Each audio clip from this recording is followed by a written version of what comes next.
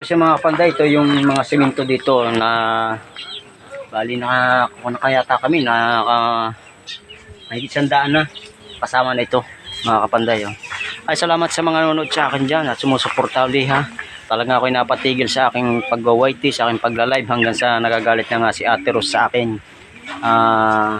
Salamat Ate Rose, andyan ka pa rin at patuloy na nakagabay sa akin. Thank you so much. I love you. At Merry Christmas nga pala sa lahat po na nanonood sa mga Planet World natin dyan at kay Idol Kapakpak.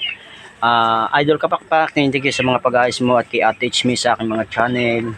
Merry Christmas na lang sa inyo dyan. Sana'y magmaayos po ang inyong mga lagay diyan.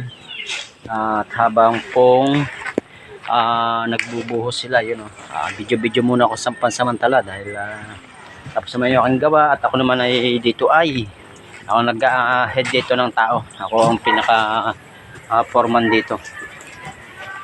Tapos siguro ito baka ito i-lagyan under the kitchen. Tapos dito lalagyan dito ng lababo. Tapos dito minibar dito. Tapos ito yung dining area. Tapos ito yung living area. Bali kwarto, 3 kwarto. Ito yung dati ng kwarto. Tapos isa doon, yun. Tapos isa doon yung doon malaking kwarto.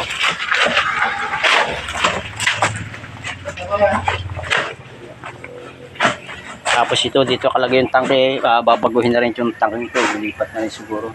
Yung pinaka-bomba oh.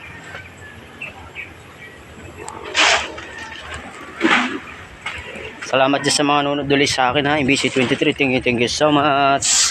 Sino pa nga ba dyan ang pwede natin batiin diyan? Nalilimutan ko lang ang iba. Kay Pilinggirin ng Laini, shoutout sa iyo diyan. At hanggang dito na lamang at maraming salamat sa inyong panonood and bye bye and God bless.